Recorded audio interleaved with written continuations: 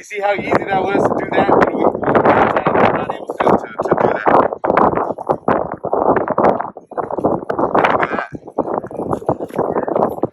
that. That's a living soil.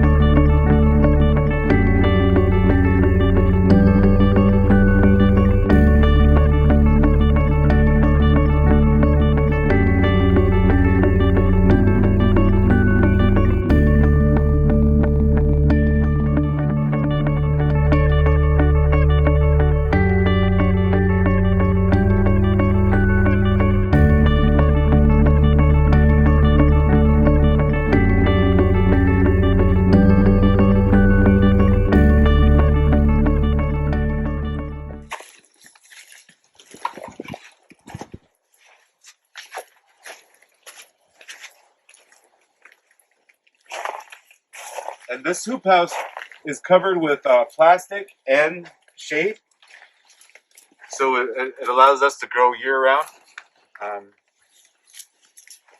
And in December we put up 6 of these 100-foot hoop houses as part of COVID relief efforts.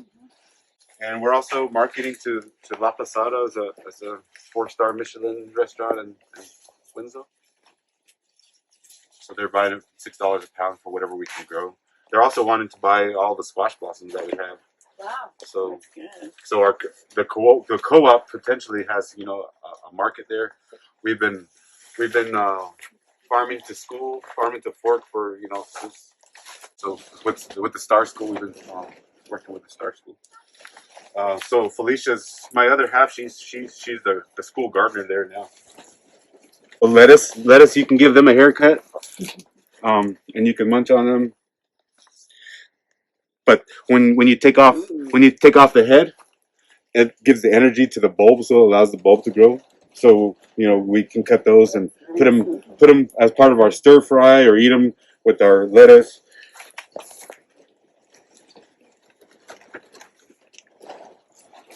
The kids are a favorite. Yum. And these wall of waters are miniature greenhouses. So inside of a greenhouse, we'll set up another greenhouse, and we'll even put hoops over a low tunnel hoop inside of a high tunnel hoop. And Sean Reed knows about the wall of waters growing in Flagstaff. It's challenging growing in the high desert because we experience really low temperatures. Like this morning, it's probably like almost 35, I think it was 34, and then this afternoon, you know, we could get up close to 95. So 70-degree differences from day to night is what we face, and then pockets of areas in Flagstaff. What is that called? Microclimates. Really, it will give you drastic differences in climates as well, and temperatures. So this is the shade house, and you can feel it. So again, creating places for the plants. This one I would love to grow. When we go to Beaver Farm, you're going to see one where we're growing in the ground. This one I have tables set up for a reason. It's part of our system here. So when we go to the Hogan, you're going to see us growing our seedlings in our passive solar greenhouse. So when I first met Kim, I was really amazed at how she was able to grow 60,000 seedlings a year as a CSA. And so, again, for me, in the back of my mind, I'm thinking, you know, how do we make this economically viable? So that was one avenue, is growing seedlings. So when I started building, you know, I started incorporating these systems. And so this is where the plants will come after they grow, and they'll harden off here. So hardening off is getting them ready to go outside before they go directly out into that wind. Before they go into that wind, they'll come in here and they'll at least feel it. And they'll feel the temperature at night. They'll feel the temperature during the day. They won't feel the extreme, but they'll get a sense. And so they'll stay in here for a week or 2 weeks. So I was getting ready to bring some of those guys out here, but then I seen the temperature on it's like, whoa, it went down to 30, 34 or something like that. So I could get away with it. I know I can because I have ag fabric. So here I'll put I don't I'll put a hoop from here to here, and then I'll cover this with ag fabric. So I can make it.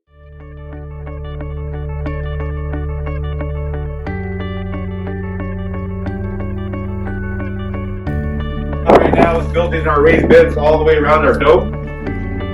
And again, the dome is another passive solar design to where it'll not freeze. Almost half of it is shaded. So as the sun travels, the passive solar is directed to gather your winter sun. So December 21st, as our winter solstice, we try to gather as much winter gain solar sunlight as we can and capture that energy. And so here we have a 900-gallon black fish tank. And so what that's going to do is, again, pull that heat up during the day and create that thermal mass. And then behind you there, I have a black pipe going underneath the growing bed, going underneath there. And where that's going to come out of the hottest part of the house. And then next to the fish tank is the coldest part of the house. And so what I'll do is put a DC fan there, and I'll be able to make convection air. So it'll go under my growing beds. It'll push cold air or hot air in whichever direction I want to go. That makes sense? Convection air. So when you get into greenhouse growing, our hoop houses, people call them greenhouses, but really they're large season extenders. We don't have a way to control the environment.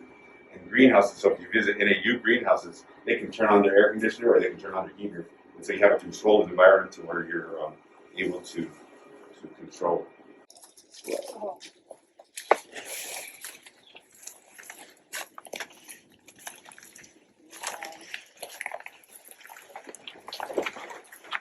We got tomatoes on already. So our ducks figured out that we have walls of water in here, so any chance I leave that door open or the sides up, they're getting in here and they're tearing my walls of water down. They want to drink water. We're gonna have to fence them in. I might put them with the pig. So we also do community composting, to where we're gathering all of the compost, the food scraps from our senior center. We also help them with the garden. We built them a hoop house, and we volunteer there.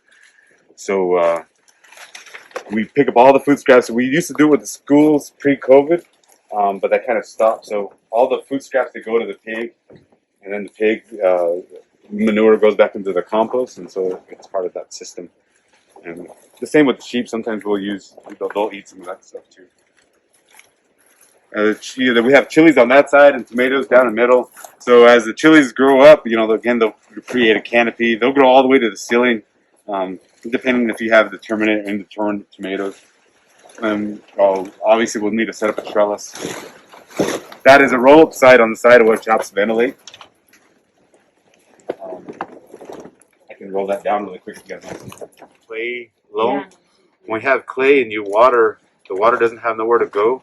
So it'll puddle up sometime, and then if you're using like a salty water, then you'll start creating alkaline and it's that white substance. Yeah.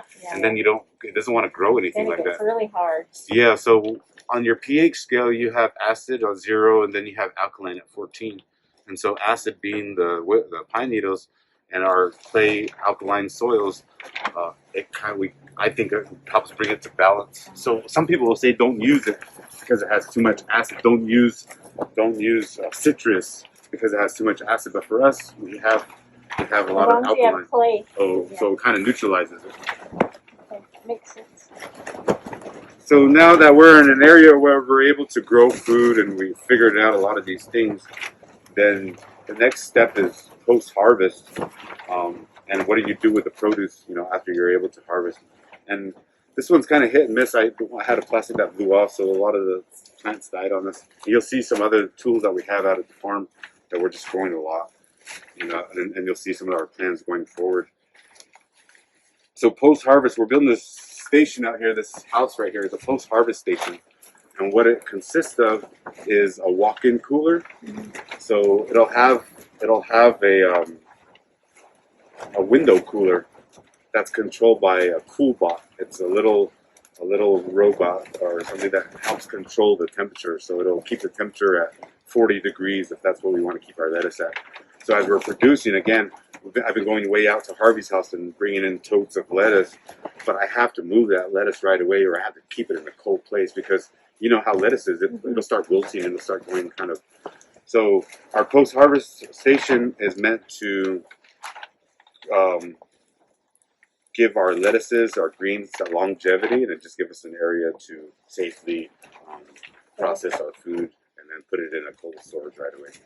So let me show you. These are 10,000-foot rolls that this drip case comes in, and it comes in. Some of them are thicker and some of them are thinner. This is kind of a thicker one. It's a little bit better. And it already has natural emitters, so every 8 inches on this one, I think it was. Some of them have them every foot. Some cilantro. Something like that.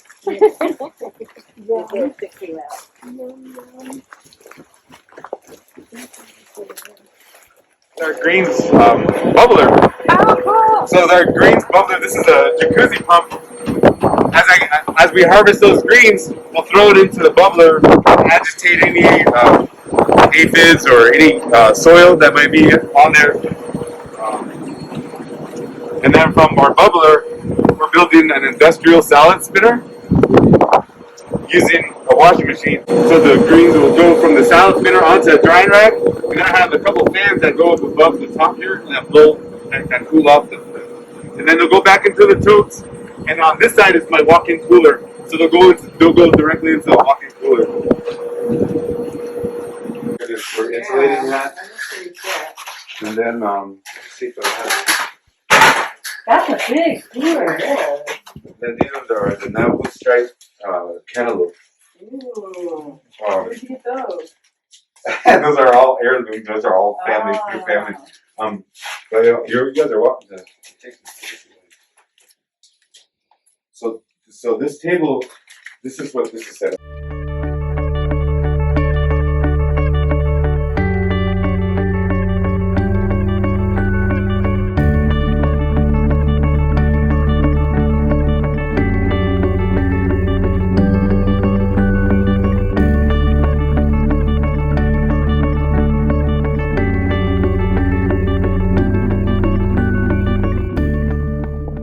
Our potting soil here.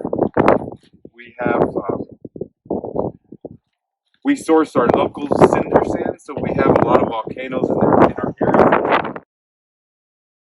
We do thousands of seedlings, so rather than buying potting mix from the store and having something that we don't know that might be inorganic, so we're not using perlite, we're not using vermiculite. Sometimes those things may have expensive. So the cinder sand pretty much does the same thing, and it allows aeration. I'll just kind of break this up.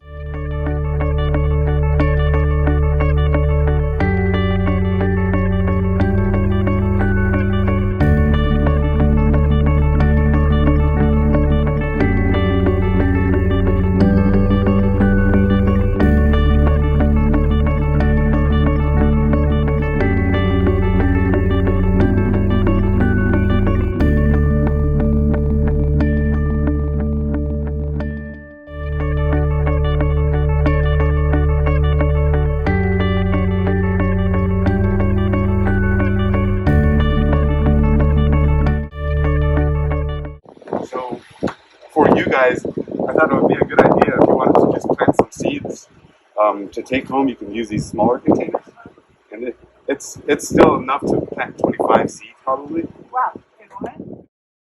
This was my first jig that I made, and it probably cost me $1. It's recycled wood. Cut these angles. I used to use corner beads cabinetry, but now we learn how to make our own angle cuts.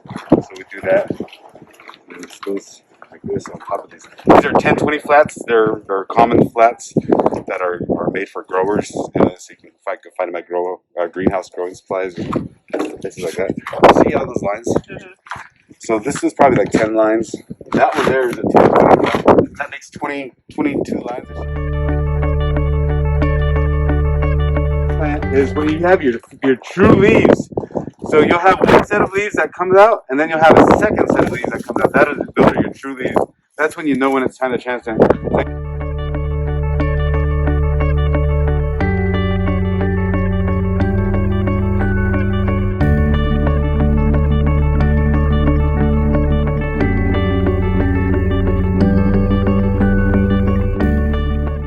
It's carbon.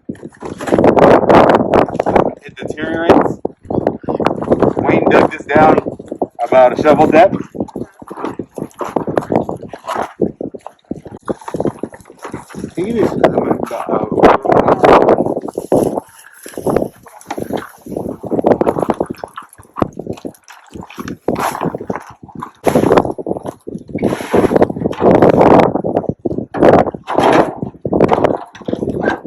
Two-thirds carbon, 1 part nitrogen is really recommended for a compost. And so you can see that's what that is right there. It's about 2/3 carbon, 1 part nitrogen.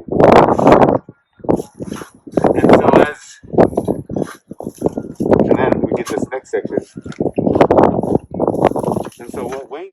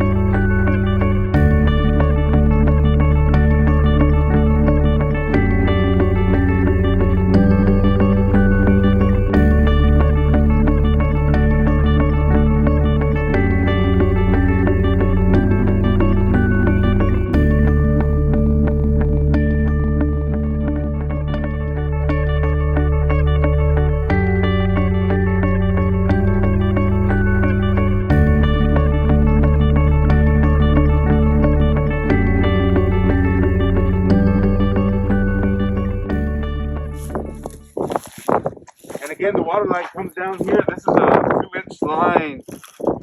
And then Harvey's a welder, so he fabricates little manifolds. I'll show you one of these manifolds. So this is what he welds. He welds this manifold. He puts out these little nipples here that allow the 1/2-inch hose to go onto the bottom. And then we'll walk a certain amount of feet. 1, 2, 3, 4, 5, 6 feet. I usually go about 4 feet. And then he starts staging these guys. In between here is 4 feet. 1, 2, 3.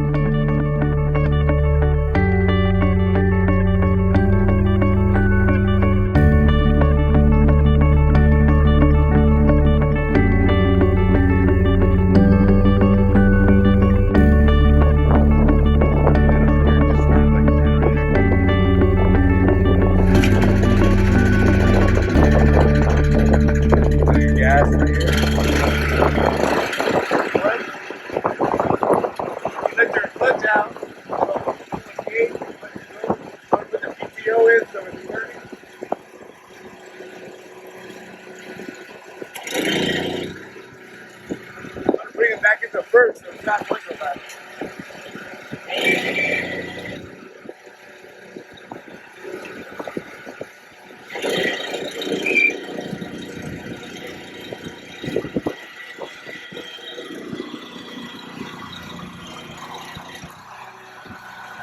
Want to get that side?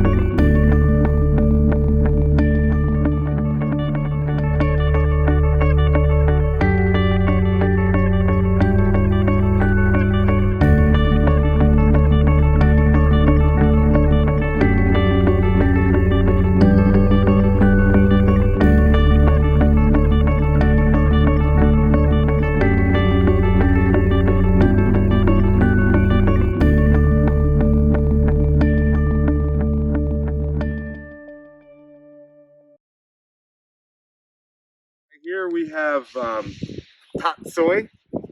It's an Asian green, and it's a relative. It's a spinach, but it's an Asian green. And then on in the middle beds here we have gourmet lettuce mix. So so this is done with the cedar. You can tell, and I'll show you that cedar that we're using. I couldn't fit my cedar in the back, so I went ahead and put onions in there, and I just used.